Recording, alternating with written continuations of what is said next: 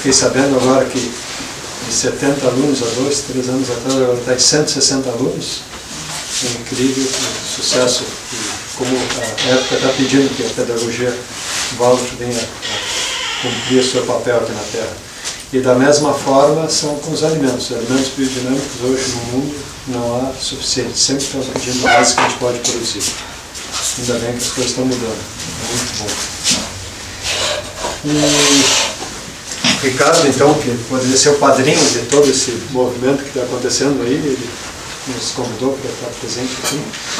Me perguntou, que tipo a gente vai botar no... Eu perguntei para ele, o que você quer que eu fale lá em Florianópolis, na escola? E aí ficamos, eu empurrando para ele, dar um título para a palestra, e ele empurrando para mim, e ficou assim, para lá e para cá, até que eu achei melhor nós colocarmos uma pergunta, né? Onde a agricultura e a pedagogia se encontram? Não é que nós pretendamos sair daqui depois de 1 hora, 2 horas ou 4 horas, a gente vai ficar conversando, não vamos quanto tempo. Quem sai já com a resposta. Eu acho que essa é uma pergunta para nós levarmos mais para frente e trabalharmos em cima dela. Né?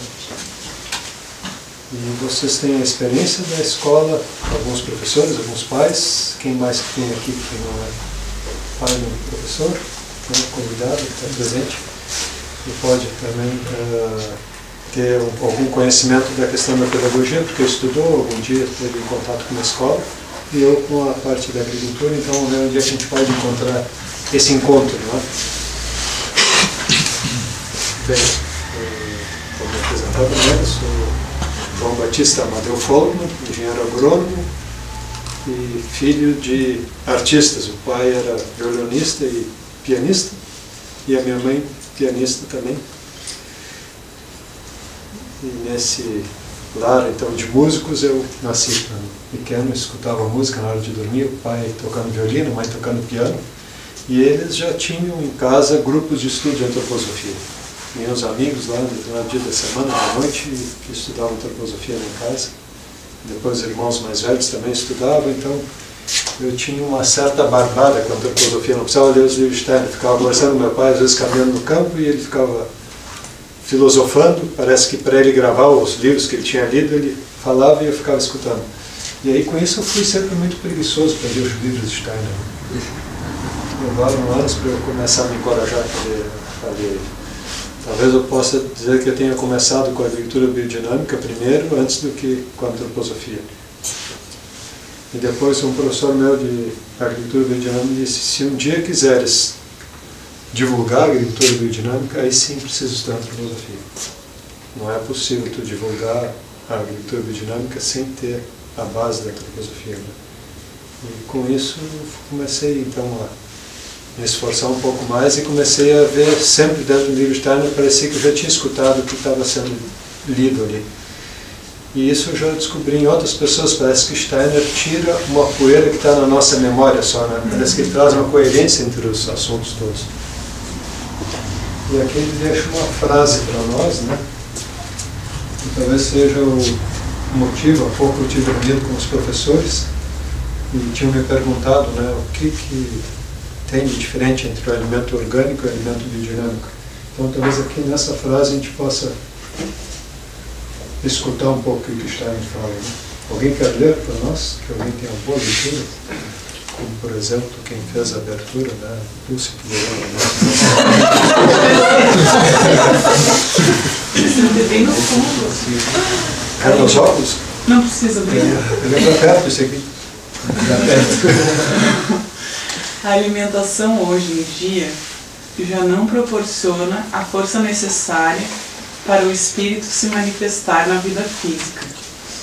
Já não pode ser construída uma ponte, desde o pensamento até a vontade e a ação. Ali também? Plantas alimentícias já não contêm as forças que necessitamos.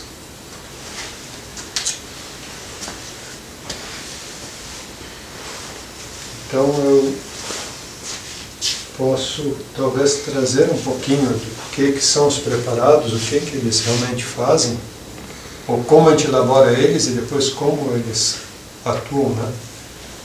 Para que a gente possa ter um pouquinho de conhecimento. E pergunto sempre, aqui não é a Rede Globo, pode conversar e eu respondo também, tá? Porque às vezes na Rede Globo tem que escutar e não... Então, se nós observarmos o desenvolvimento de uma criança, a gente vê ela pequenininha, ela quase não se mexe, depois, pouco tempo, ela começa a se movimentar, começa a rolar, depois começa a rastejar, depois ela engatinha, e depois de engatinhar, depois de um tempo, ela se põe na linha vertical e consegue dar os primeiros passinhos, né? E quando ela consegue caminhar, ela fica muito feliz, ela parece um sorriso assim que irradia a família toda a casa. E quando caminhou, também fez tudo isso conosco, me deixou muito contente. Então, é uma alegria que é assim, irradia em toda a família, né? E depois tem outro momento muito interessante, que é lá pelos 3 anos de idade, que de novo a criança passa por um processo de uma felicidade enorme. Algumas pessoas já estavam comigo antes, mas quem não estava pode ver se sabe o que acontece lá pelos 3 anos de idade.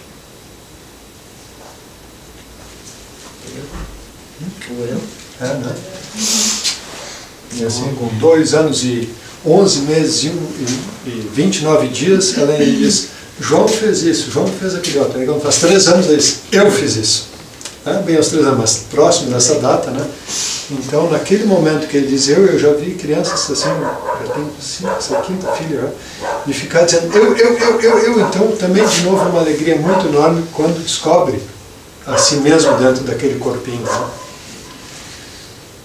E eu vou pagar o quadro. Pode sim, pode.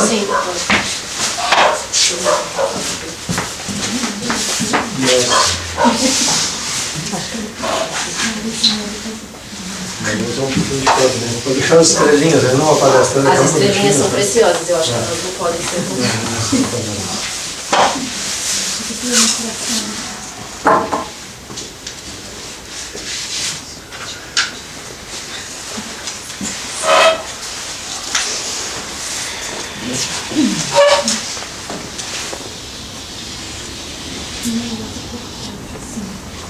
Nós temos a terra e aí as plantas crescendo para fora da terra, né?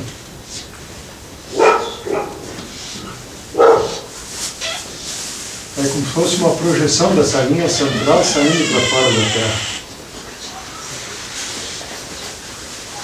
Em todas as direções.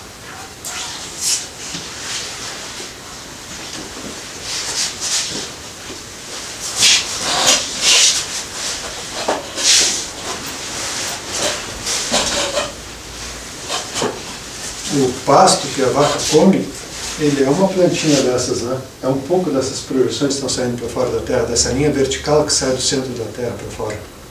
Como se fosse o eu da terra se expressando para fora dela, e agora a vaca pega isso e traz para dentro de si.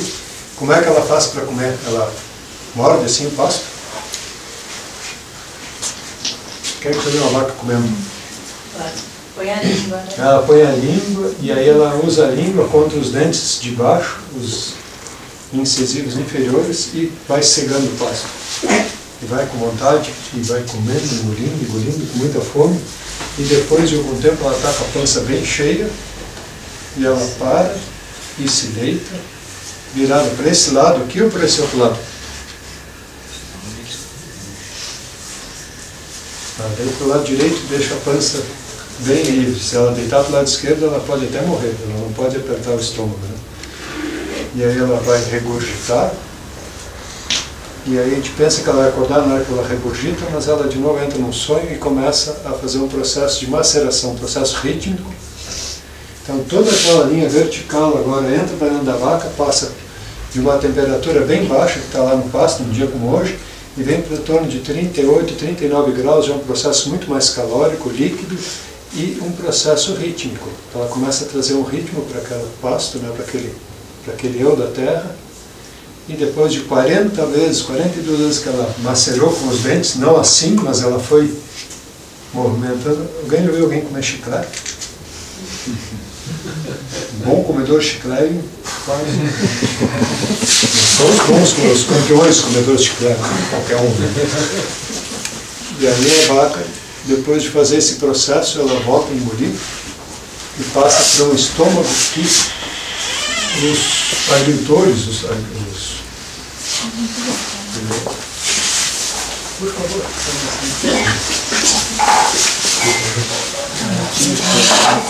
Chamam de faveira. Por que faveira? Parece um favo de abelha. São hexágonos onde o pasto está sendo de novo mais um pouco macerado e prensado, e depois passa para o outro estômago, o terceiro estômago, que eles chamam de livro, 60 folhas também. É de novo como se fosse uma prensa cheia de folhas, e lá dentro novamente o pasto é mais uma vez triturado, mais fino ainda. E eu estou chamando pasto, mas também ao mesmo tempo vamos chamar essa linha vertical, está mais um pouco sendo processada, ela está sendo um pouco drenada, e depois vai para o verdadeiro estômago, e depois vai para o intestino, faz uma espiral numa direção, uma espiral noutra direção, e depois temos aquela torta quentinha, maravilhosa, né? Verdinha, bosta. E aí essa bosta nós vamos colocar dentro do chifre de vaca, vamos enterrar durante o inverno e desenterrar na primavera. E aí nós vamos ter um preparado que vai estar muito concentrado. Nós precisamos botar no processo rítmico, mais ou menos imitando o que acontece no intestino da vaca. Fazer um vórtex numa direção bem intenso, e aí provocar um caos para que algo novo possa surgir, e de novo um vórtex em outra direção. Então, nessa alternância entre ordem e caos, a gente faz com que esse preparado acorde, e depois isso é pulverizado, então, toda a paisagem, e essa força, então, do eu, da terra, de novo revertida para dentro dos alimentos. Aí está a grande diferença dos alimentos biodinâmicos. E nós podemos olhar, então, tudo o que acontece lá na digestão da vaca é algo muito maravilhoso. A vaca, quando ela come pasto, ela precisa misturar com saliva esse pasto. E aí, quanta saliva uma vaca produz num dia? Uns 70 litros de saliva. E para fazer 1 litro de saliva, de onde é que ela tira a saliva?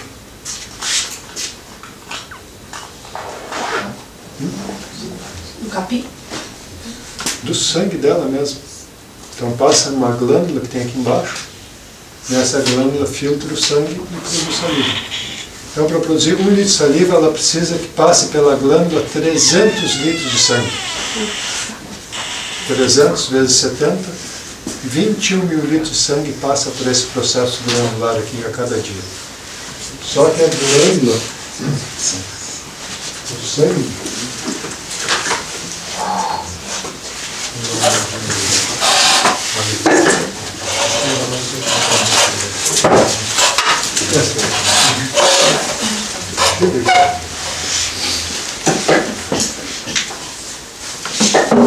depois vou passar para vocês poderem pegar na mão também.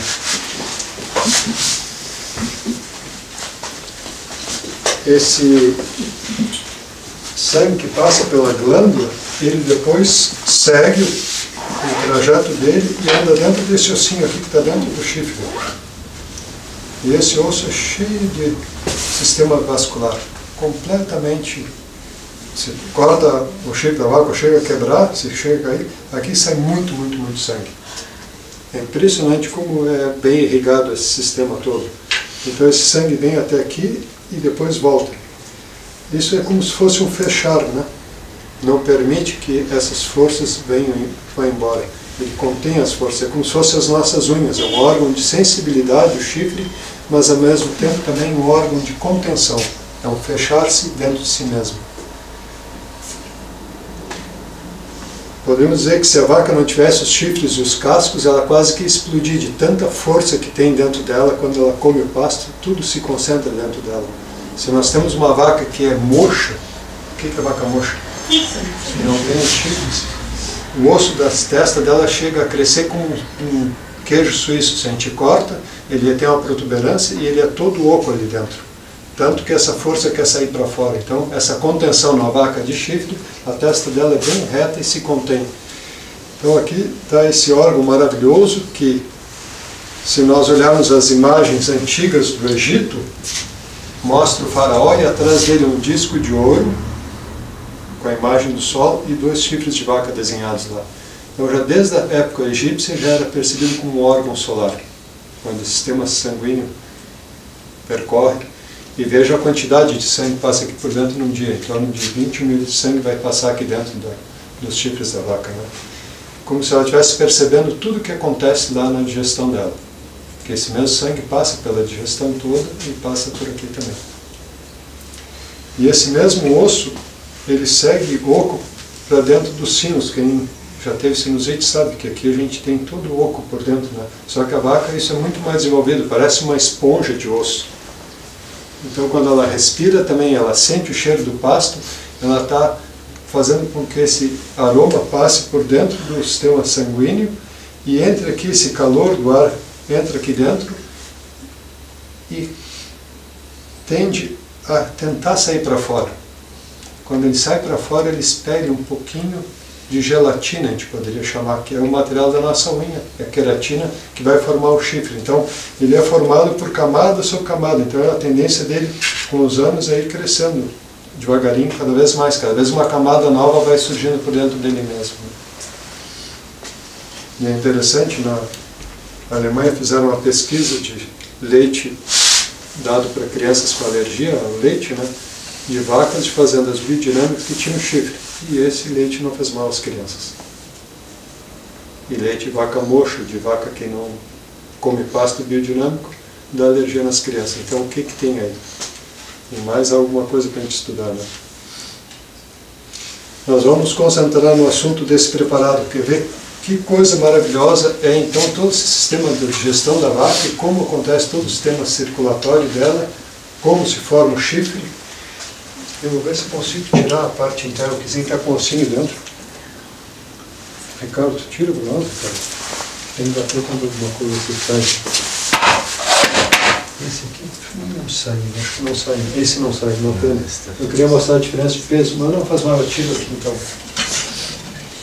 Eu faço passar esses dois aqui. Ó. Quando o Steiner indica que seja feito o preparado, ele indica que seja feito em chifre de vaca. E aí tem diferença entre chifre de vaca ou de boi? Podem pegar na mão para dar uma olhada.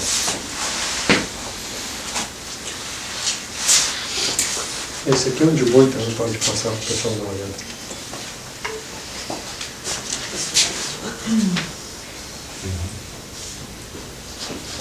Esse de vaca também pode olhar, só tem o osso interno, a gente não consegue tirar direito, depois em outro exemplo. Está bem pesado.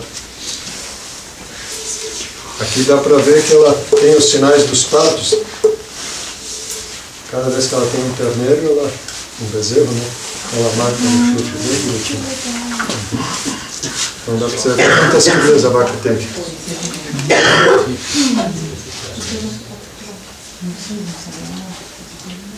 E veja que interessante, né? Steiner traz algo que foi feito recentemente. Então, durante o verão foi produzido esse pasto, virou a bosta, ele é colocado dentro do chifre da vaca, é enterrado durante todo o inverno e depois ele é utilizado, ele é dinamizado e aplicado justamente no processo de enraizamento da planta. Além de fazer essa questão da linha vertical, mas ele é para atuar no âmbito embaixo da terra. E depois outro preparado para ligar a planta ao cosmos é feito ao inverso. Ele vai pegar a ametista, cristal, ele ensinou nós triturarmos esse aqui e colocar dentro do chifre da vaca e agora enterrar durante o verão. O pó que é feito desse aqui é enterrado durante o verão dentro da terra e depois desenterra na Páscoa e desse preparado ele vai usar só 6 grãos por hectare. E esse vai ser para atuar na parte aérea da planta. Isso aqui foi produzido em muitos anos atrás, milhões de anos atrás, embaixo da terra foi produzido isso, e ele é depois usado para aplicar na superfície da terra. Né? O outro é produzido na superfície da terra e é usado para atuar na parte inferior da terra, da planta. Talvez, lentamente, nós perseguindo o caminho que Steiner fez para conceber os preparados, a gente possa começar a compreender mais um pouquinho os preparados. Por isso eu digo, se ler as conferências, é muito bom, mas não vai entender nada. Você pode ler de novo Não vai entender de novo. Só lendo e fazendo e aplicando os preparados é que a gente começa a ir mais ou menos na direção do que Steiner pensou, como ele concebeu. Ele disse que foram as pesquisas espirituais mais profundas que ele fez, foi a concepção dos preparados mediúnicos. Então, tanto o chifre esterco como o chifre cristal são dois preparados para agir no âmbito solar. E aí nós vamos dizer, pô, mas esse preparado chifre esterco, ele é como alvo o enraizamento da planta para ela se ligar à terra, e como o sol vai atuar lá dentro da terra, né? Então, nós podemos imaginar o sol do inverno ou o sol da noite. O sol mesmo de noite está atuando dentro da terra. Nós estamos tão pequenos em relação ao sol, como se nós estivéssemos dentro da atmosfera dele. E ele consegue, então, hoje à noite, está como que sugando as raízes para dentro da terra. Ele está lá do outro lado, né? E quando ele é de dia, ele está sugando as folhas para fora da terra. Então esse pulsar, como se fosse um coração, ele está atuando, e esses preparados então entram nesse ritmo, né? Começam a trazer de novo um novo ritmo para a natureza. Esse preparado chifre esterco, eu falei que ele atua nessa questão do enraizamento da planta, e o preparado de chifre e cristal na parte cósmica da planta, saindo para fora da terra, que fosse um escultor esculpindo a planta, né? E aí eu vou pegar vocês e vou fazer uma perguntinha para vocês. Vou fazer exercício aqui, pode? Quem é responsável pela sala aqui? Não está aí? Opa! Vamos tirar o telhado aqui. Vamos arrancar o telhado e vamos arrancar um pedaço do assoalho. E vamos buscar lá com o Ricardo um pouco de composto. Vamos botar um composto nesse chão, vamos virar a terra. E vamos plantar umas sementinhas de milho aqui. Vamos plantar umas 20, 30 sementes de milho. E aí já tem uma boa umidade, já estamos no mês de setembro, já não está mais esse frio. E o que vai acontecer com essa sementinha de milho?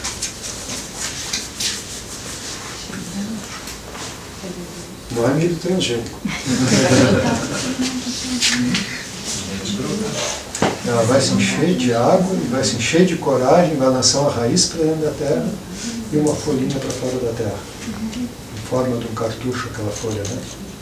Em seguida, ele larga essa outra folha lá de dentro, e assim vão se passando as semanas, e ele vai lançando folha após folha, sempre numa espiral, e formando raízes, porque nós botamos bastante composto, botamos preparado chifre esterco no chão, e quando já está a uma certa altura, ficamos preparados chifre sílica na parte aérea da planta, e ele segue crescendo, crescendo, crescendo, e de repente ele lança lá em cima um perdão com pólen, e aqui embaixo, na axila da folha, larga uma espiga e mais outra espiga, tão forte está a terra.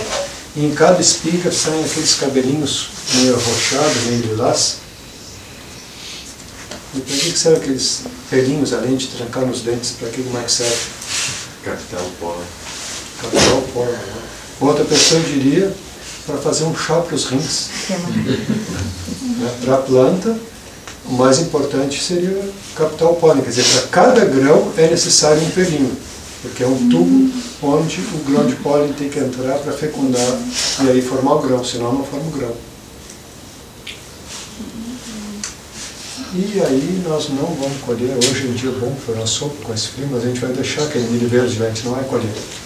E ela vai seguir então esse processo, o grão vai ficar primeiro aquoso, depois vai ficar leitoso o grão, depois o grão vai ficar farináceo, depois ele começa a ficar duro, aí nós já estamos lá no mês de dezembro, janeiro, e aí a planta toda começa a secar, seca, seca, seca, fica bem amarela, e a planta morreu.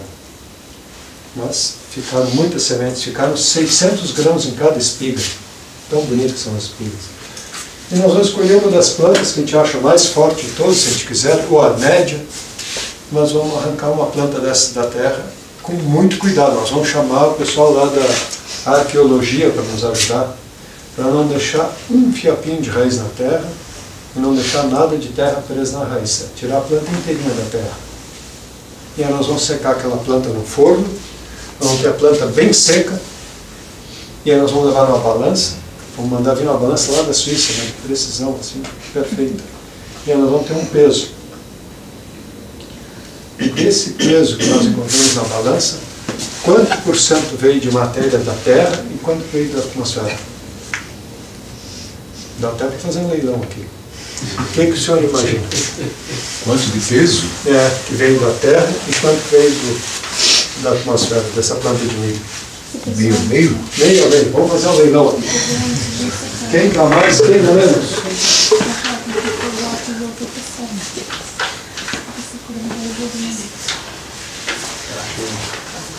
Vou fazer um leilão aqui. Esse não marca a cor. Esse aqui sim. Aqui da Terra e aqui da atmosfera. No leilão, 50% e 50%. Quem dá mais, quem dá menos? O senhor falou do grão de pólen, já sabia tudo. Mas o que o senhor imagina no seu coração? Eu acho que o ar é mais, que era do carbono. Quanto mais ou menos? O ar deve dar 80 e 20. 80. Esse é chute, viu? Brasil deu chute no fim da Copa, né? Os montes. A gente já tem uns 95% vai pro ar. Vem do ar 95%. Não, mas é porque eu tô pensando que depois que você aqueceu, toda a parte de matéria orgânica evaporou, foi pro ar e ficou só a coisa que seria... Não, eu só evaporei a água. No forno só secou a água. Só água. Você não chegou na temperatura que foi tudo? Não. Só levei até 100 graus, sequei bem sequinho. Tá. Controlado, não fez queima, não. Entendi. Então 85.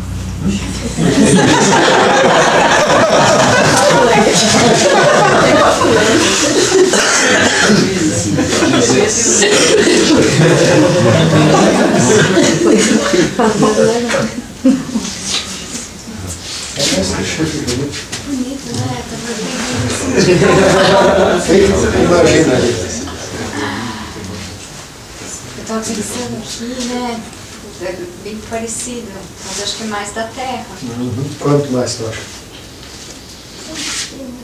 5%. 5% é cinza. Material cinza. Carbono. Eu tô achando que é 90. Pensar mais um pouco. Eu acho que eu fico no inverso daquele, né? 80, 20. E a Lúcia, o que diz, Lúcia? Eu vou chutar no 95 pra cá e 5 pra cá.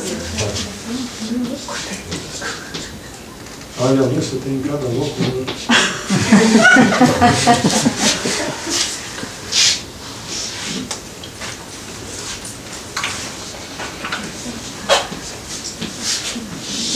O que é triste é o seguinte, eu estudei fotossíntese, eu fiz ainda ginásio, fiz científico e depois cursinho e depois faculdade de agronomia, então eu estudei não sei quantas vezes fotossíntese.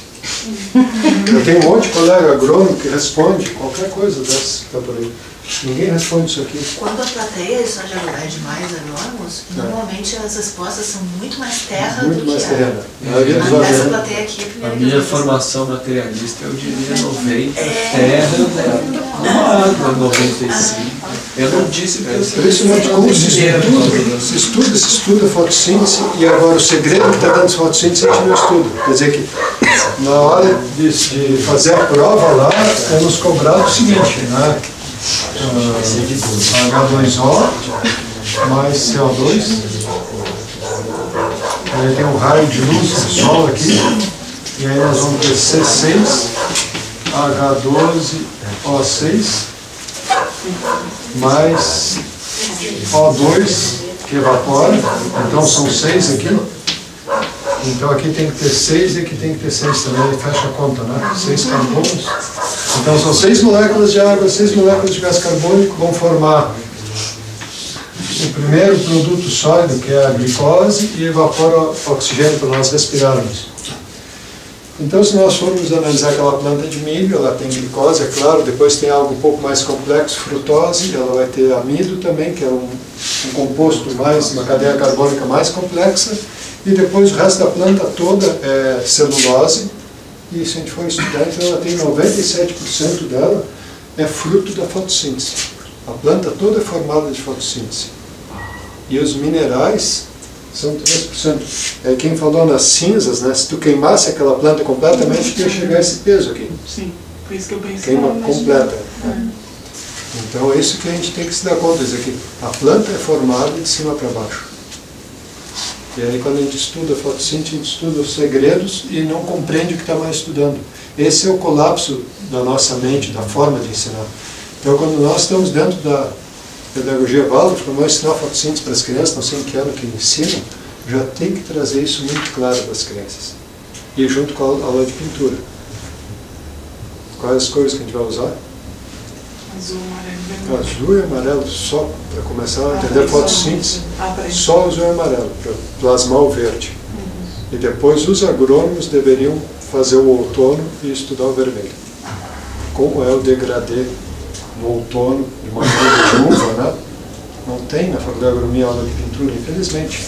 Mas nós, agrônomos, deveríamos estudar como acontece o degradê no outono da saúde da planta. Mas esse plasmar o verde, né? Isso depende de arte. E aí, claro, junto pode estudar profundamente a química, junto a fotossíntese, como ela é, o que ela acontece. E aí, quando nós nos damos conta disso, a gente começa a ver, bom, então essa árvore que está aqui na nossa frente enorme, o que é visível é fruto da fotossíntese. O que vem da terra é muito pouco. Muito importante. Desprezando porque esse número é pequeno aqui, que não sejam para os minerais, são importantíssimos. Agora, esses, se nós estudarmos com profundidade a Branca de Neve, que os agrônomos deveriam estudar, nós iríamos compreender o que é isso. Como é que é a Branca de Neve? A Branca de Neve seria a própria planta, né? E os gnomos, em que hora que eles trabalham? À noite, né? Os fungos não conseguem se expor à luz, eles têm que estar sempre atuando no escuro.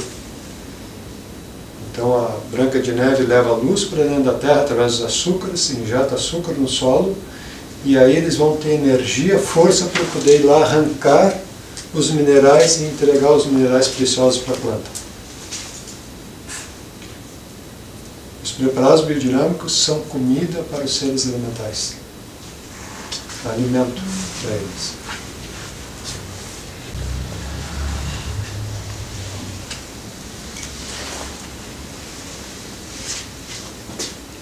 Então, isso seria nós estudarmos muito rapidamente todo esse processo do ser vegetal e como a gente pode incentivar para que ele possa vir a fazer o que ele tem a cumprir aqui na Terra, né? Nós estamos dizendo que essa vitalidade do corpo etérico da Terra seja incentivado com esse preparado.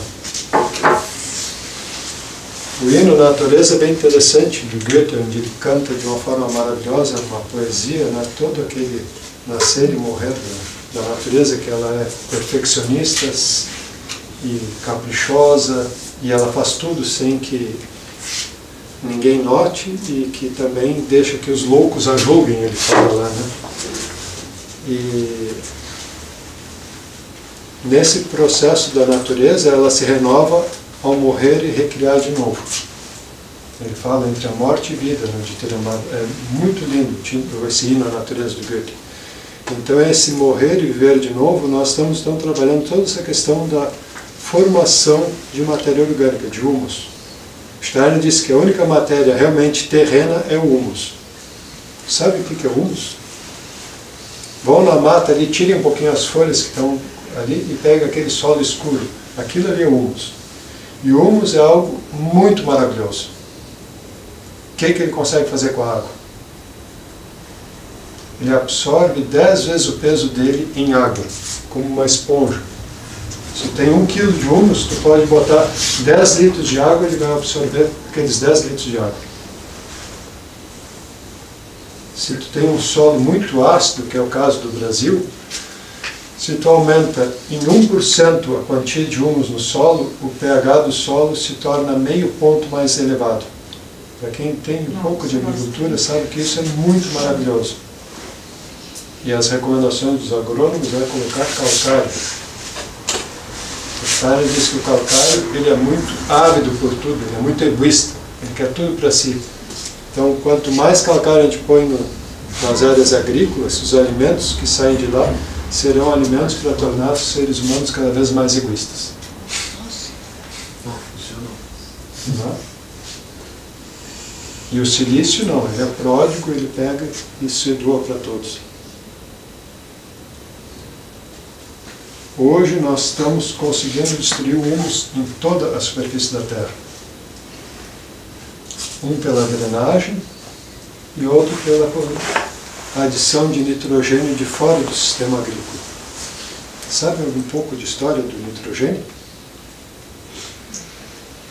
Eu vou contar de um guri arteiro que fugiu de casa e foi para longe de casa.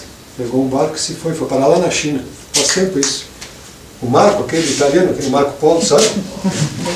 Fugiu de casa, mas ele ficou apavorado. Quando voltou, tinha voltado lá da China. Voltou com um navio cheio de pólvora, né? E aí os europeus começaram a usar pólvora, já não mais para festa, que nem os chineses, mas para matar uns aos outros. E aí tiveram que voltar sempre lá na China para buscar pólvora. Marco Polo trouxe como fazer a pólvora. A gente sempre aprende lá já. Marco Polo trouxe a pólvora. Não, não trouxe a pólvora. Trouxe o conhecimento de elaborar a pólvora. E lá na Europa nasceu um monte de guri pertinente. Depois desse, mais adiante nasceu um outro lá na França. Aquele guri perdeu as botas lá na Rússia. Sabe quem foi? Napoleão, rapaz. Que guri pertinente. Aquele gostava de brigar com todo mundo. Brigamos. Ele tem aquele exército com os seus canhões. Como é que é a música? Tem uma música bem bonita. E os seus canhões, né? Para ter aqueles canhões tão poderosos, eles estavam reunindo. Tinha uma indústria química tão boa, juntando até urina humana para poder fazer a pólvora para explodir tudo.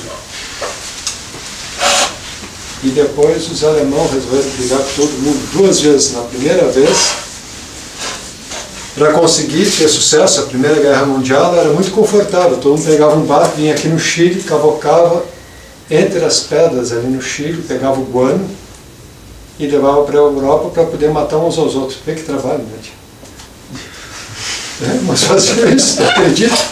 Iam lá no Chile, cavocar de picareta agora. E aí arrancava aquelas pedras, que é bosta de passarinho, que ficou armazenado milhares de anos ali, para conseguir dali, daquele nitrogênio, misturar com carvão, e aí explodir e fazer bomba para matar uns aos outros. E aí os alemães sofreram um embargo naval, não conseguiam ir no Chile buscar. Afundar os navios dos alemães, coitados, não podiam brigar mais. E aí quem é que foi ajudar os alemães? Um judeu, você acredita? O Bosch. Bosch concebeu a seguinte ideia: se nós comprimirmos o ar que a gente respira, que tem 78% de nitrogênio, comprimir, mas põe pressão nisso, comprimir, e dá uma descarga elétrica, precipita nitrogênio, em forma de ureia. E de novo os alemães ficam poderosos, começam bomba e bomba em cima dos outros. Mas imediatamente a contra-espionagem descobre esse sistema de fazer e constroem também indústrias enormes para produzir nitrogênio para poder fazer bomba e para poder matar. Terminando a guerra, o que ia acontecer com a indústria de nitrogênio? Ali. Não podemos deixar falir uma indústria tão importante dessa. Vamos encontrar clientes. E aí vai para a agricultura. Os agricultores passam a ser os grandes clientes da indústria da morte. E isso nós estamos levando para todas as paisagens. Então, o humus se mantém no solo porque existe uma proporção seguinte: para cada carbono, contrário. Para cada 30 carbonos tem só um nitrogênio. Por isso que se mantém estável no solo. No momento que a gente mexe nessa relação, que põe um pouquinho mais de nitrogênio, os micro-organismos do solo mesmo conseguem queimar essa matéria orgânica. É a palavra que o agricultor diz, quando põe ureia na terra, queima a terra. É realmente essa palavra, porque eles conseguem degradar o humus, arrancar a energia que está guardada ali e fazer evaporar gás carbônico. Porque quando eu desenhei antes, o açúcar, ali, aquela cadeia carbônica, é um segredo da natureza para armazenar a energia solar. E depois, quando a gente come, a gente dispõe dessa energia solar para poder atuar aqui na Terra.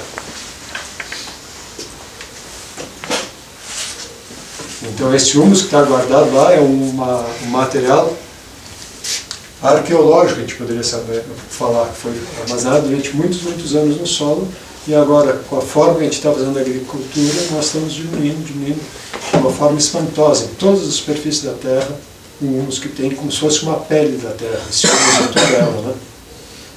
E é o que está acontecendo com o regime das águas dos rios. Ou está tudo transbordando, ou eles estão completamente secos, por falta de humus na paisagem. Então, o agricultor é o grande responsável pela paisagem, mas corresponsáveis também somos nós que comemos o que os agricultores produzem. Quer dizer, se nós dissermos, eu não aceito um alimento que seja produzido dessa forma, que estraga a paisagem, quer dizer, a cada momento que a gente come alimento, nós estamos fazendo a eleição, a cada instante. E a gente come todos os dias, né? Diz que médico e advogado a gente precisa 1 ou 2 vezes por ano, mas por vida, né? Mas do agricultor precisa todos os dias, né? Alimento tem que comer todos os dias. Então, a cada dia a gente pode ter esse ato de eleição, né? Ao decidir que alimento a gente vai comer.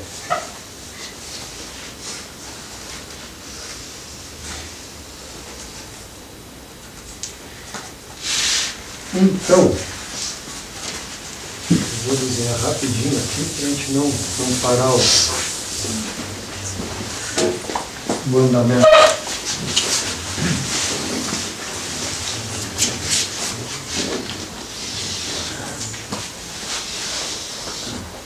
Tem verde? Porque tem, né? Nós somos professor de desenhar de classe, de sala de aula. Eu queria poder aprender, parece que tem até um curso para ensinar a desenhar. Um psicólogo aqui vê que minha área não tem raiz, vai dizer que eu não estou enraizado. Não estudo na escola Waldorf. Não estudei. O Jardim de Infância Waldorf eu fiz. Teve um em Porto Alegre quando eu era bem pequeno, que era uma prima do meu pai. E depois que ela faleceu, aí o jardim não existiu mais. Eu fiz, acho que uns 3 anos. Eu ia para aula sozinho, tu vê? Criança de 3, 4 anos podia ir sozinho para aula, então era perto e também não tinha perigo em Porto Alegre. E eu lembro que minhas botininhas tinham pontinha de metal, porque eu andava na calçada assim. E aí furava, então eu tinha que ter a pontinha de metal. E aí depois eu dava pontapé nos colegas, pontapé na... Eu ia ser anjinho na apresentação de fim de ano e passei a ser um mau pastor. Passei a ser um mau pastor porque aquele que ia dizer para Maria e para o José que não podia entrar na estalagem dele. Mas vamos imaginar então que a gente tem essa árvorezinha crescendo, né? E dentro dela nós vamos ter então esses 3% do mundo mineral que nós tínhamos estudado na aula anterior, lá no dia da semana passada, sobre fotossíntese. Vocês lembram da aula da semana passada sobre fotossíntese? 3% é mineral, né? Então o mundo mineral, o reino mineral está presente dentro da planta dela mesma. O mundo etérico, vital, é ela mesma em si. E o mundo anímico, vamos ver se tem uma outra coisa bem bonitinha. Bruta, materialista, a gente vai ver que está cheio de formiguinha aqui no entorno do tronco. Aqui por fora, a página da floração está cheia de abelhas e passarinhos, então isso seria o mundo anímico. Embaixo, minhocas, escaravelhos, tudo tocando a planta por fora, né? E o mundo espiritual, o mundo das estrelas, está amarelinho, que é a estrela, né? Ele está passando por dentro da árvore, atravessando a leiteirinha, né? Enquanto ela está viva. Mas no momento que uma folhinha dessas cai aqui no chão,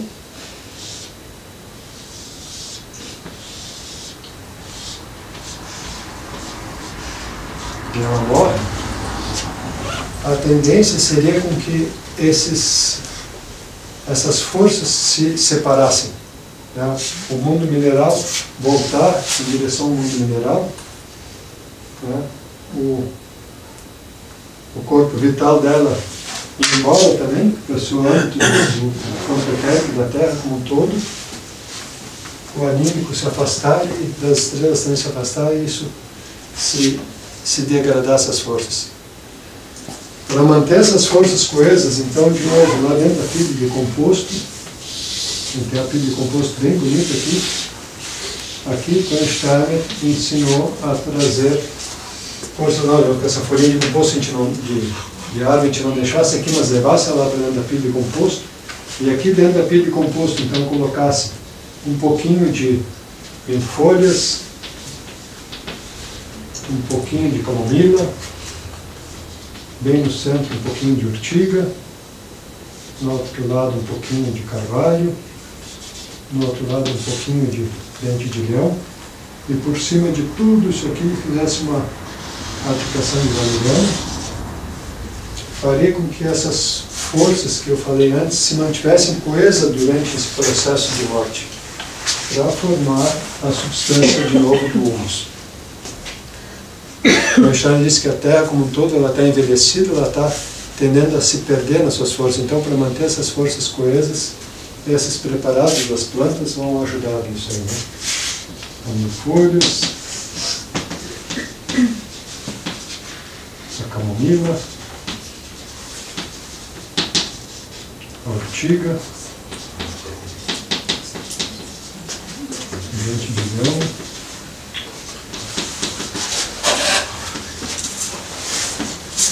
e o carvalho. E por cima de tudo, então, a valeriana depois, né?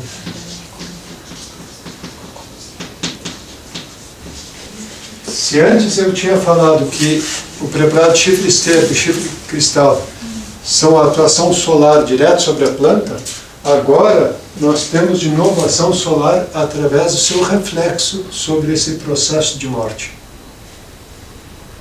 E o que seria esse reflexo? Nós terminamos aqui, na folhas, Vênus atuando. Na camomila, Mercúrio. Na ortiga, Marte. No carvalho, as forças da Lua, né? No dente de leão, o Júpiter. Na valeriana, o Saturno, então. Eu estou passando isso muito rápido, depois quando vocês fizerem 2 módulos de 4 dias cada vez junto comigo, a gente pode penetrar dentro de cada um deles e estudar um pouco melhor. Mas só para entender, então, como essas forças solares refletidas pelos planetas vão colaborar na formação do composto novo. João, não entendi se ali você falou de ela é plantada ou é as folhas Os das? preparados, eu Desses posso daí. em 4 dias explicar como produz. Não, mas não, o que você falou? Eu falei que vai abrir folhas preparadas de uma determinada forma preparado. especial. Depois a gente pode ser que dê tempo de falar de um deles, a gente fala, só para ter uma ideia. Mas sempre está na mescla forças de um reino com o outro para formar uma substância nova. Eu pego um órgão animal e um órgão vegetal. Eles têm números preparados, mas não botei nenhum número. E quantos aqui, por cento que é usado desse preparado? 6%? Você comentou ali? 3%, 6%? Não, a Esse gente tipo- confundiu. Não. Confundi. Os preparados vai uma pitada, tanto quanto você pode pegar com 3 dedos de cada um deles para uns 25 metros cúbicos. Então, o volume de composto de uma sala dessa seria uma pitada de cada um. E aqui bem no meio a gente ia colocar a urtiga, que com a sua postura de Marte, de falar, e acordar todos os outros. Ele ia vibrar e acordar os outros, porque os outros iam estar tudo muito dormindo, né?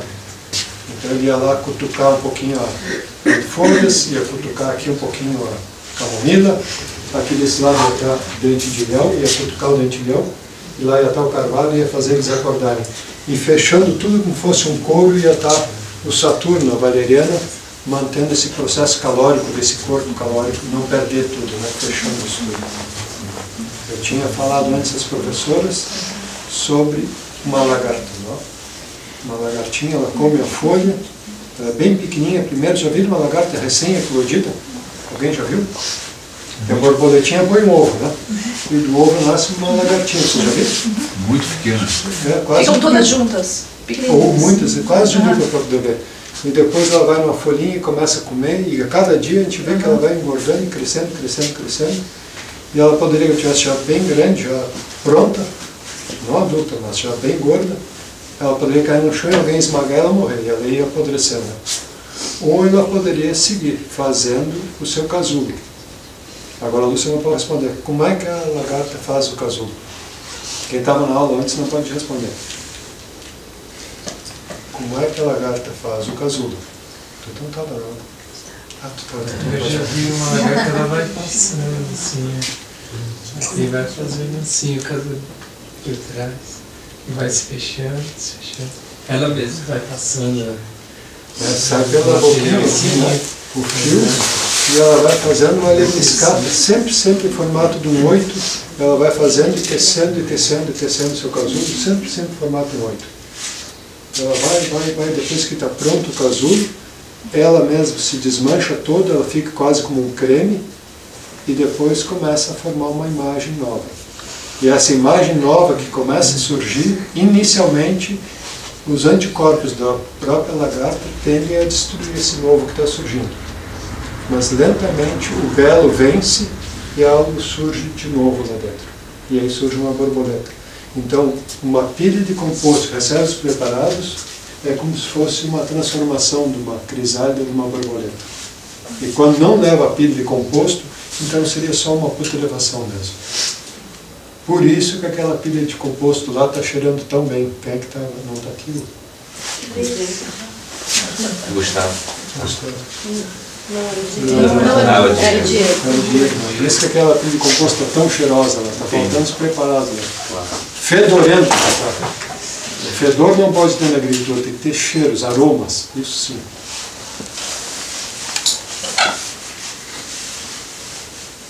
Um pouquinho de pergunta agora.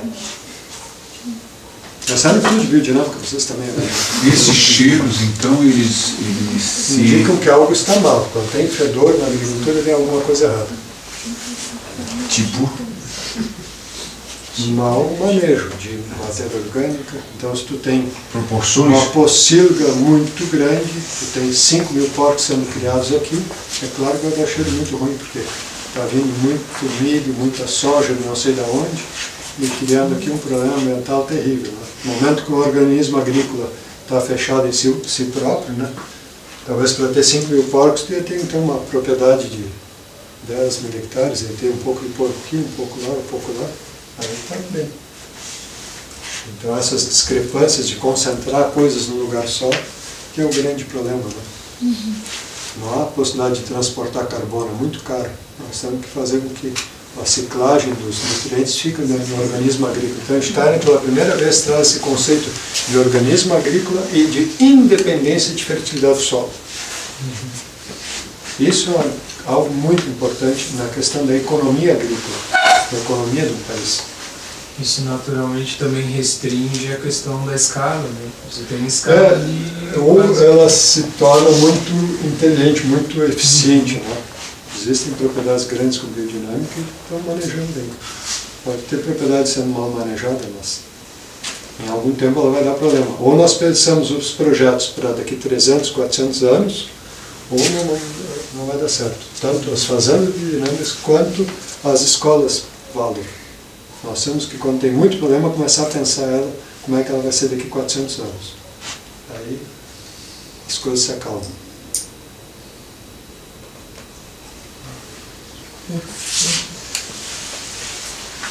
João, uma propriedade, um organismo vivo, quanto tempo assim?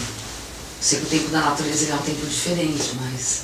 Eu acho que o maior tempo seria dentro do coração do agricultor. A hora que ele decide fazer, aí é muito rápido. A natureza tem a tendência a regenerar muito rápido. Hoje de manhã estive num ambiente que tinha sido um momento pedreira. Depois disso, a natureza, em cima daquelas pedras já tem humus, terra preta formada.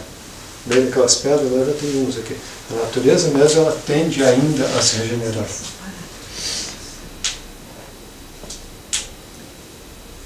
Então a decisão de fazer não é econômica, não é de dinheiro, mas é de força de vontade. Esse capital está fraco hoje em dia. E para trazer força de vontade de novo, precisa ficar muito preparado de chifre esteiro. E esse alimento vai trazer de novo força de vontade para fazer as coisas. E com a pedagogia Waldorf, de novo, nós fazemos despertar essa força de vontade. O querer precisa ser incentivado. O Steiner diz que nós só somos livres quando nós conseguimos obedecer a nós mesmos. Então, a força de vontade obedecendo a si próprio. Né? Não por um estímulo de fora, mas algo que tu decidiste fazer.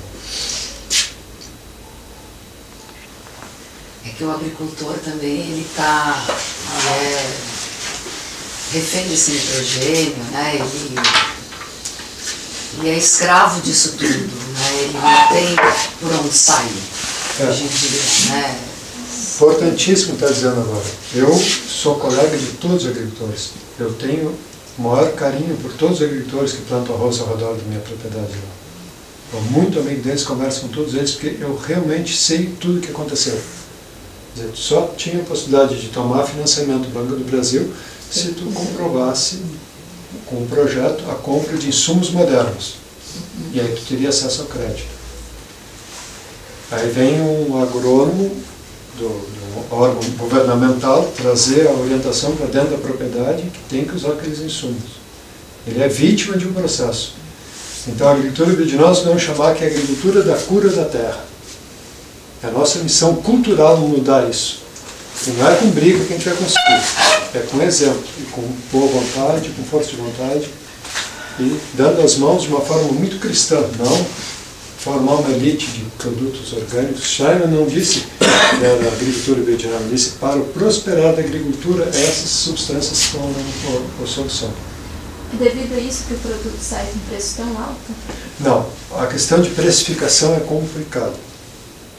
Essa moça veio numa competição de natação aqui em Santa Catarina, ano passado. Nós viemos juntos. E aí, se nós quiséssemos comer um alimento bem barato, na beira da praia, o que nós iríamos comer? Assim, de proteína. Frango.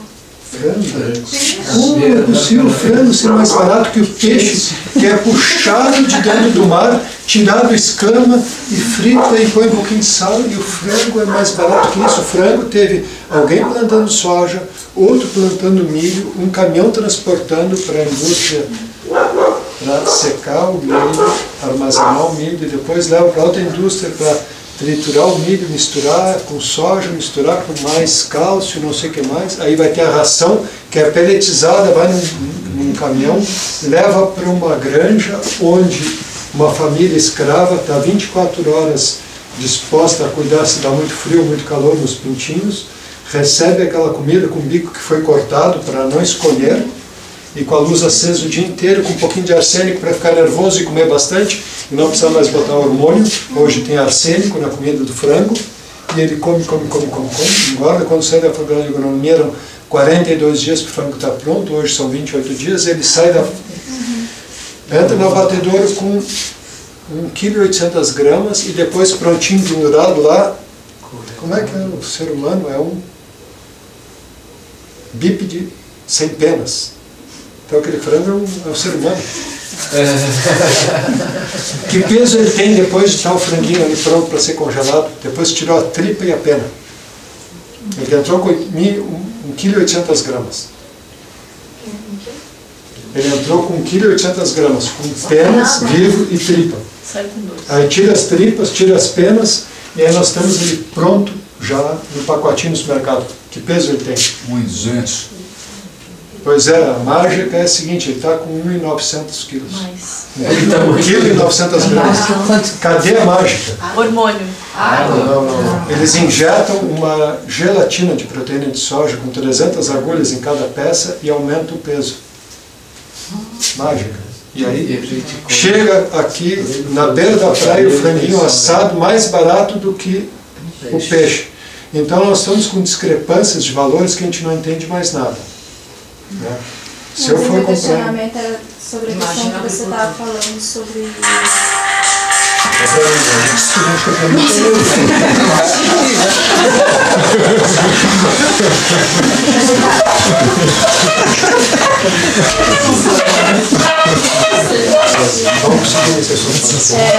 Meu questionamento era justamente sobre aquilo que você falou, sobre a questão do insumo e do incentivo mesmo, né? Por isso que às vezes não dá para vender por um preço que você poderia vender pela ideologia, não pelo valor que ganha. Entende o que eu quero dizer assim? Eu acho que essa questão de futuro de mercado, nós vamos precisar esculpir muitas CSAs. Esse vai ser o futuro da comercialização. Esse vínculo muito intrínseco entre o produtor e quem se beneficia desse alimento. Não precisa falar a palavra consumidor. Hoje, o que eu tenho no caso do arroz Falcon é uma bengala para me adaptar a esse mercado que está aí. Então, para chegar um pacote desse aqui em Florianópolis, tem um frete, e eu descobri que hoje eu poderia botar o arroz em Fortaleza, custando 50 centavos por quilo frete até lá. Como? Eu teria que botar num container, 25 toneladas, mandar por Rio Grande, fiquei sabendo no fim de semana, mandar para o Rio Grande por navio, chegaria lá a 50 centavos por quilo o frete. Muito mais barato do que chegar de caminhão aqui. Agora, como o Joãozinho vai conseguir botar 25 toneladas no navio e largar lá? Isso que já está forte ali, né? Se eu for comprar embalagem, a minha embalagem é bem mais cara do que a tio João compra, por exemplo. O tio João compra toneladas de embalagem. Eu compro quando tem que comprar no mínimo 50 mil embalagens. Eu fico com aquele dinheiro parado lá, eu não posso pôr esse dinheiro. E outra coisa, vou olhar só agora analisar a questão do arroz em si, né? Eu preciso guardar arroz agora até março do ano que vem, quando eu for colher de novo. Todo esse capital que não está realizado, eu tenho que ter fôlego econômico para segurar esse produto. Só que o Banco do Brasil me financiou a lavoura para pagar agora 15 de julho, 15 de agosto, 15 de setembro, 15 de outubro. Então eu vou lá correr agora, ver se o Banco do Brasil me dá dinheiro de novo para a próxima safra, para pagar anterior, e eu poder ter aquele estoque lá. Ou então eu teria que vender todo o produto hoje para pagar o banco, e aí depois não teria produto para estar fornecendo a pessoa. Então, a mágica que eu tenho que estar fazendo, isso é um exemplo olhando lá só o arroz Falcon, mas outros agricultores. Um agricultor que produz um queijo de 5 anos de vida, ou 4 anos, ou 3 anos.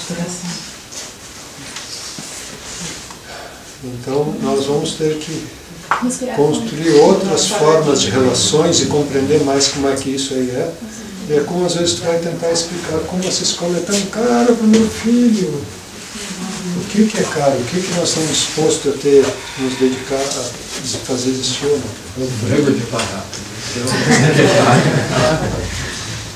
E aí a gente tem coisas que a gente não tinha. Eu não estou questionando o valor, não era isso, não era foco, deixa claro assim. Não. Mas era uma reflexão mesmo sobre o... não a causa, sabe? Sim, as sim. consequências. Não, acho que é importante a gente botar isso sempre um pouquinho contra a parede, mas se tu tem, digamos, toda a produção de sementes, eu produzo semente própria. Por exemplo, no grão curto, é uma variedade não recomendada pelo Instituto Agronômico do Rio Grande do Sul, portanto também não é recomendado financiar esse tipo de lavoura, de grão curto. Ele produz menos por hectare e tudo, não é alta produção. Então, toda pesquisa de sementes, quem banca sou eu.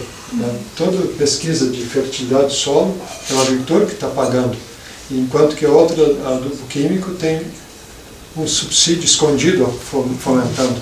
Ou a indústria do agrotóxico, não tem meio hectare de arroz plantado pelo Instituto Rio Grandense do Arroz.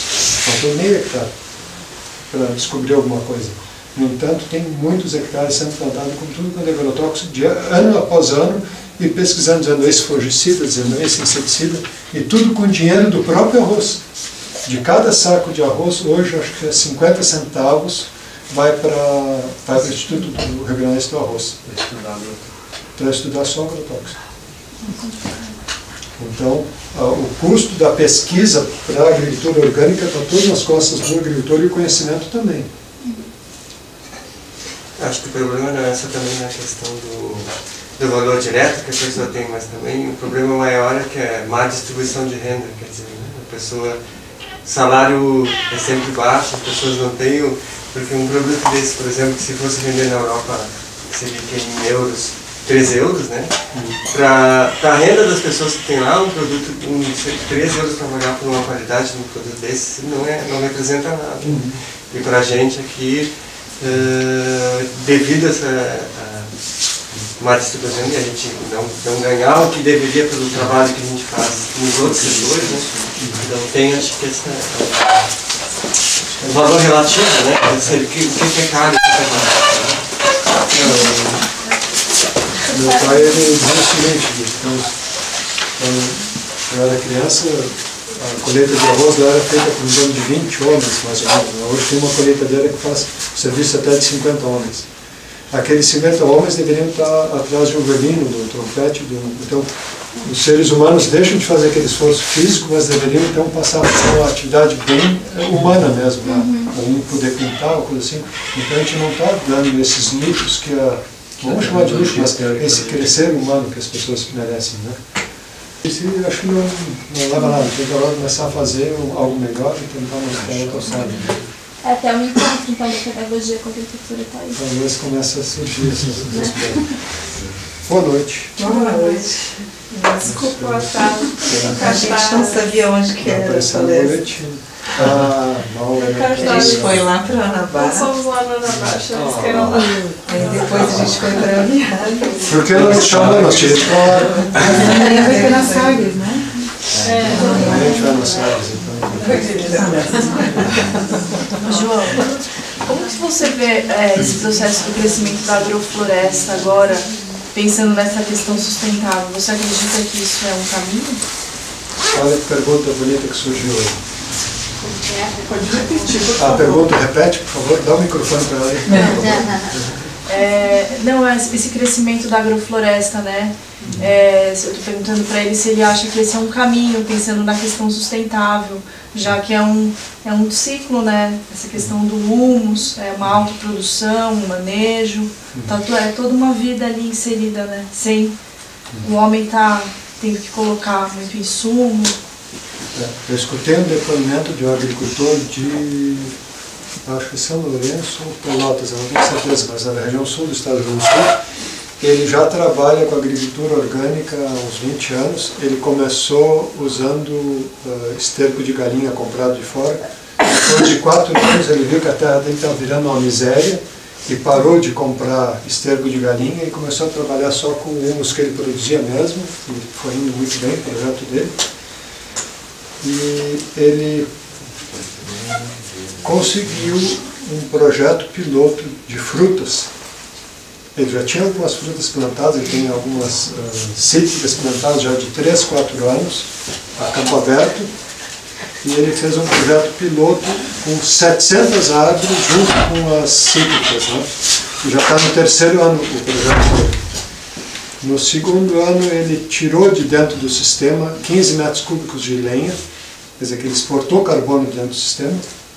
Esse ano ele vai tirar 50 metros cúbicos de lenha, tudo permitido, tudo dentro da lei, então estão acompanhando o projeto dele. Então começa a mostrar essa exuberância da natureza, que ela faz sobrar, né? Em vez de estar importando agora carbono de fora, ele está levando para fora o carbono. Então mostra que a gente tem possibilidade de produzir muita energia dentro do sistema. A gente sabe quantas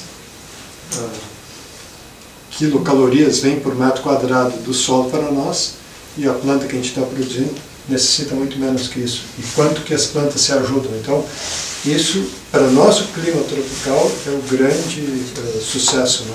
Com o apoio dos preparados, porque a agrofloresta foi concebida por pessoas que conhecem a antroposofia, né? O Bill Mollison na Austrália e tudo isso, e agora tem o Ernst Goethe aqui também desenvolvendo.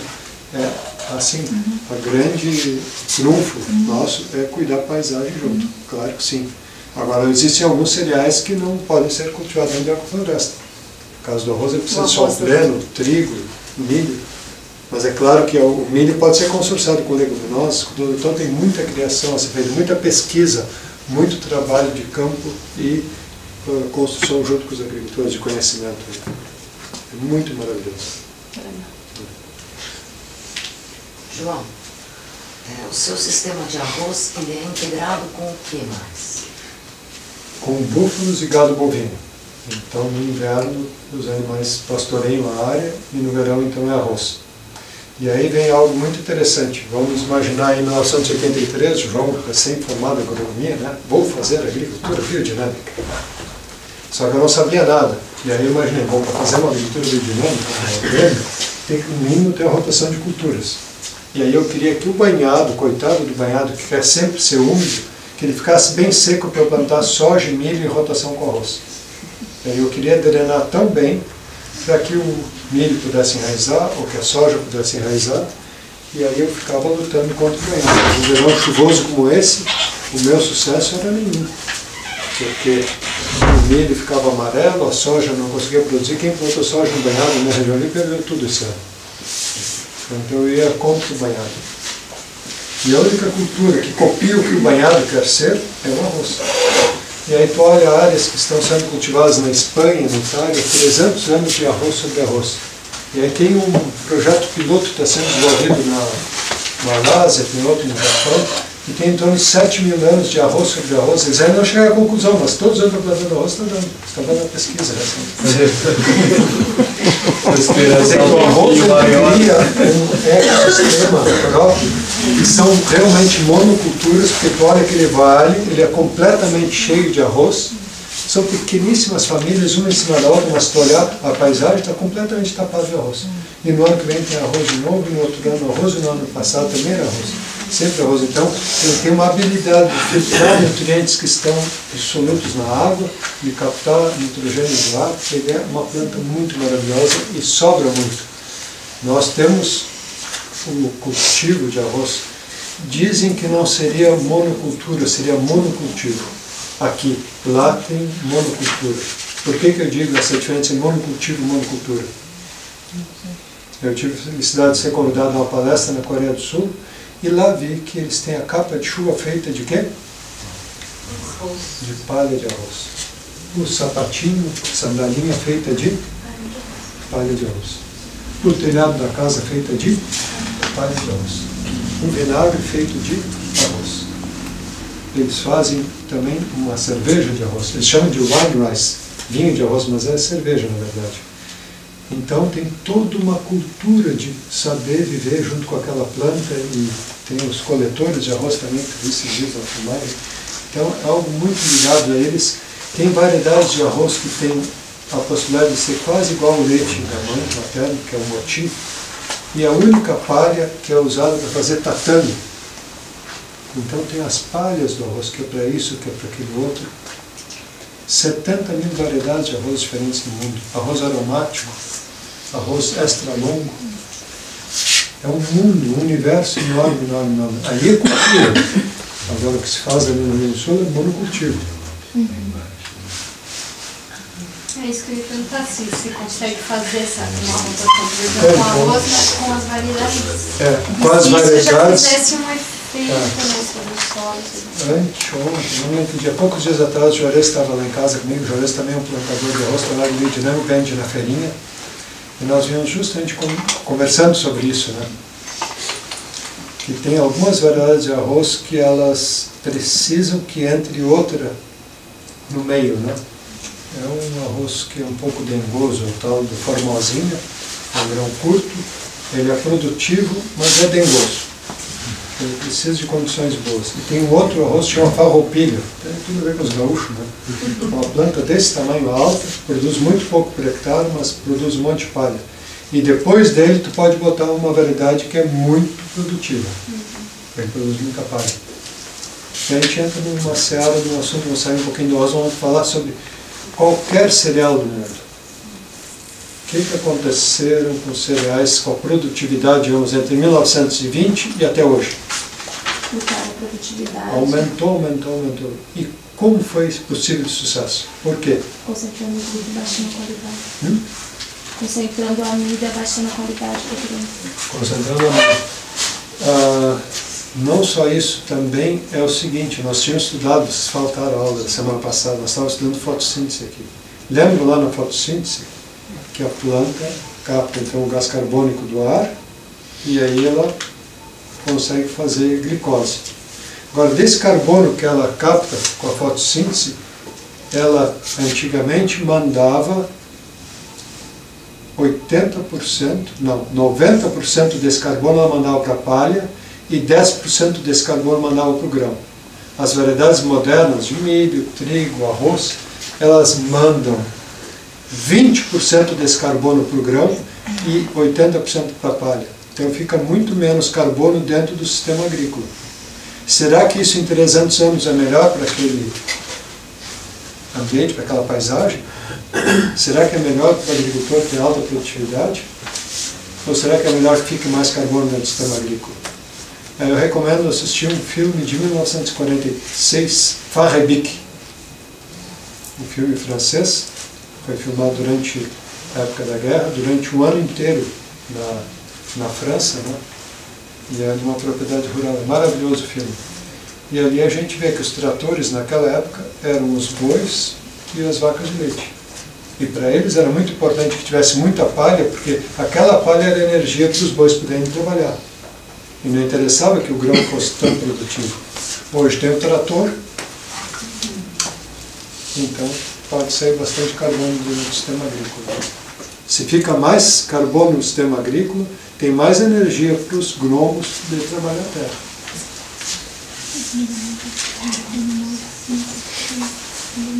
Oi, querido.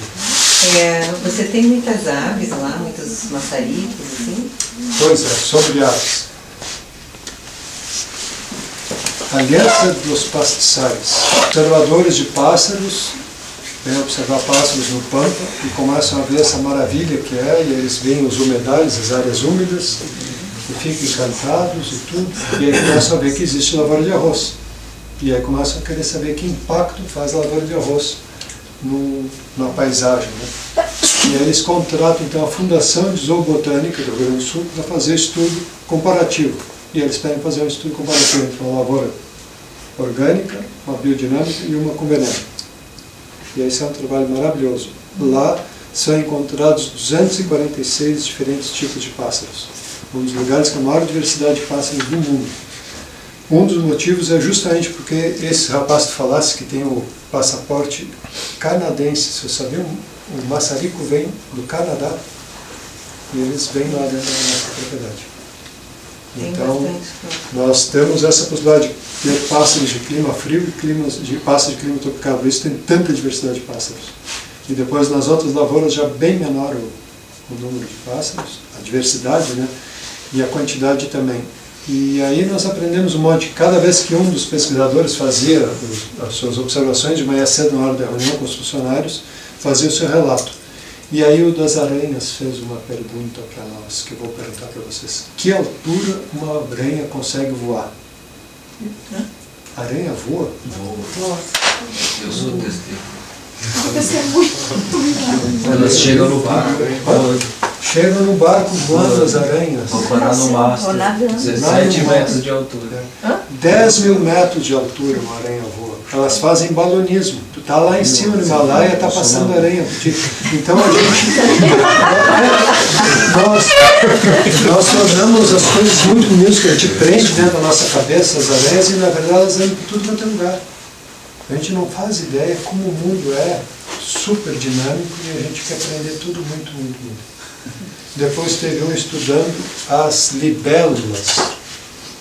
Na agronomia nós tínhamos que estudar os insetos, os venenos que matavam os insetos, e se estudava só os insetos pragas, que era só o que interessava para a agrônomo, o resto não interessa. Então a libélula nós não estudávamos porque a libélula ela não é seletiva, ela come tudo. Ela é chamada também de dragão dos ares, os americanos dizem dragonfly. Por quê? Porque na fase larval ela é um inseto aquático e come todos os insetos que tem na água, e quando ela está voando ela também come tudo que aparece. Só que ela tem um detalhe, ela é super indicadora de qualidade de vida de uma paisagem. E como ela come de tudo, ela também se intoxica de tudo. Então quando tem libélulas é porque o ambiente não está tão detonado assim. Então, e aí os passarinhos comem libélula. Então as teias da vida são impressionantes.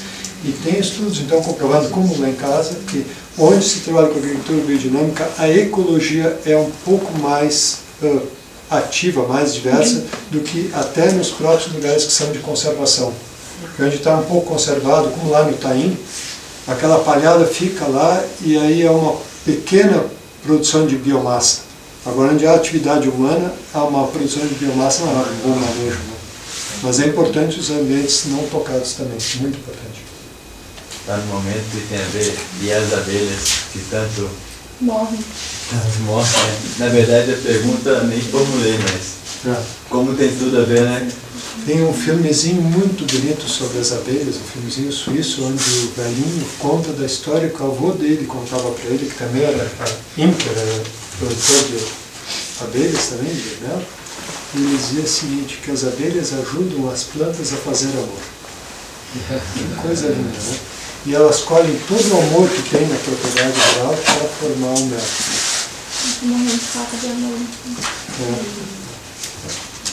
E vocês que trabalham nas escolas Waldorf trabalham com o fruto do amor das famílias, que são as crianças. Esse é o barro que vocês estão trabalhando, é o amor que tem dentro de cada lar. As abelhas precisam muito do nosso carinho. E aí para a gente aprender a questão social com elas. Muito, muito. Então pode aproveitar, não sei se vai fugir, mas e as formigas? Pois é, as formigas são o Como seguinte. que, né, na biodinâmica se vê as formigas? Eu, particularmente, achei dinheiro. Opa! 5 pila de quem é? É da palestra. É da palestra. Mas no show? Foi no envelope. Deve ser foi do envelope. É do envelope. Tem envelope, Rosa. Passou o envelope, já pegou.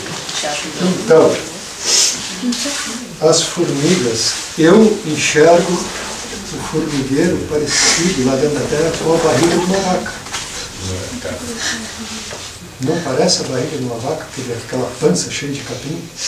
Então, se nós olharmos as formigas cortadeiras, que comem pasto, né, num período de 300 anos, elas estão formando ali um lugar maravilhoso de matéria orgânica para um futuro próximo ou distante, um lugar muito fértil, muito bem trabalhado. Elas são clonistas, alta tecnologia, elas trabalham com clone de fungos. Um fungo, para te trabalhar, digamos, com pão ou com queijo especial, para te pegar lá na França, trazer um fungo de um determinado queijo até aqui, tem que ser transportado com muito cuidado, não pode deixar contaminado, depois tem que ter o leite na temperatura certa para botar ali e funcionar. E essas formigas, uma saúva, um salveiro, eles têm aquele clone que está guardado desde a tataravó, trisavó dela, que nunca teve problemas com pressão, com temperatura nem umidade. Pressão, temperatura, qualidade perfeita sempre e super higiene. Um carreiro de formiga é super limpo. Pode fazer uma cirurgia em cima no carreiro de formiga porque não tem nenhuma infecção ali. É super, elas são muito caprichosas. São seres sem de tirar o chapéu, com uma atividade social colaborativa muito grande. São maravilhosas. E quando aumenta o húmus da terra um pouquinho, diminuem as formigas. Elas têm uma função importantíssima quando há uma degradação. Não sei se você já falou Tem da semente. gente que come formiga, é muito bom. Você já falou da semente, mas eu quero iniciar, mudando um pouco o foco. Eu quero iniciar uma biodinâmica, a semente é onde eu adquiro a semente. Aí ele falou algo importantíssimo. Onde começou a biodinâmica? O impulso de surgir a biodinâmica foi anseio dos agricultores justamente percebendo a perda de vitalidade nas sementes. Os agricultores cultivavam a alfafa de uns 1850, plantavam uma sementinha de alfafa e ela crescia no verão, e durante o verão eles podiam dar 6, 7 cortes durante o verão, depois vinha o inverno, na próxima primavera ela crescia de novo, e sucessivamente durante 18 até 20 anos, mesmo semente de alfafa conseguia brotar de novo e produzir biomassa, e depois, quando chegou perto de 1900, já com 15 anos, precisava reformar a plantação de alfafa, e depois, em 1910, por aí, já com 14, 12 anos, a alfafa já não tinha mais vigor. Então, os bons agricultores começaram a perceber essa falta de vitalidade nas sementes e na fertilidade da terra, e esses é que pediram o curso agrícola para o Steiger. As sementes é o tema, sim, o cerne da agricultura biodinâmica. Mas de onde vem esse medo? A questão dele era de onde vem. Se eu quero iniciar agora, fazer uma... Pois é, nós podemos sempre estar falando, sementes crioulas, e estar voltando lá para trás e dizendo, aquelas sementes antigas. As sementes, elas coevoluem com a humanidade. E esse dilacerar cultural que nós estamos tendo, os agricultores estão perdendo a sabedoria de guardar a própria semente. Todos estão comprando semente em alguma empresa que produz semente. Então, construir esse hábito cultural de novo de cuidar da própria semente é tarefa da agricultura biodinâmica. Então, vai formar agricultores, precisa de novo ensinar a fazer cebola, semente da cebola. E como é que faz semente de cebola? Pode até comprar uma cebola no supermercado, plantar ela, e quando for em dezembro ela vai florescer, vai formar a sementinha, e aquela semente tu pode plantar de novo. E como é que os nossos índios faziam para fazer uma variedade nova de mandioca? Porque a mandioca, de novo, a gente trabalha com clone, né? Tu pega a própria rama dela, corta e planta, ela vem e nasce igual a mãe dela. Mas se eu quero fazer uma mandioca nova, acabou o tempo. Mas eram 4 horas, né? Só terminar a mandioca, então. Como é que fazia com a mandioca? Fazia uma coivara. O que é coivara? Derruba algumas árvores.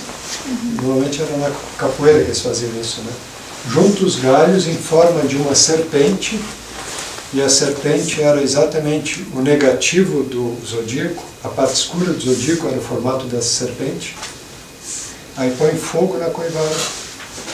E depois, em cada canto das curvas dessa serpente, ali tu planta semente de mandioca que tu colhesse do ano anterior. E ali em cima vai fazer o melhoramento. Eles tinham muita sabedoria, muita sabedoria. Nós chegamos aqui, matamos todos eles e não aprendemos nada. Porque o milho também é uma cultura... os maias, né? Os incas. México é o centro de botânico de desenvolvimento do milho. Né? Milho também. São muitas variedades. Muito. É uma grande perda de levar o milho para a Europa ou para os Estados Unidos e depois trazer aquela semente de volta e querer que o solo daqui tenha que ser com pH neutro para plantar milho, porque na Europa o pH do solo é neutro, enquanto que o milho daqui nascia no solo do ácido. Umas loucuras do homem moderno. A gente vai voltar a aprender, a natureza vai nos ensinar. Mas é importantíssimo voltar a cuidar das sementes. Mas se ele quer começar a procurar, acho que se for nas feiras de orgânico, procurar os agricultores e pedir... Sim, ainda tem, os agricultores ainda têm aquela bondade de doar semente, de abóboras, de tudo. Então, precisa ter contato com os agricultores de novo, de ajudar, porque eles têm que voltar a ter o hábito de cuidar das sementes. Importantíssimo. Obrigado pela pergunta. Disseram que acabou o tempo. Acabou o tempo? Ricardo, manda aí, tá o chefe. Agradeço, gratidão, chefe. Você é o de nós aí. Gratidão. Temos o horário, vamos cumprir o horário. Eu agradeço a todos, carinho, por ter escutado.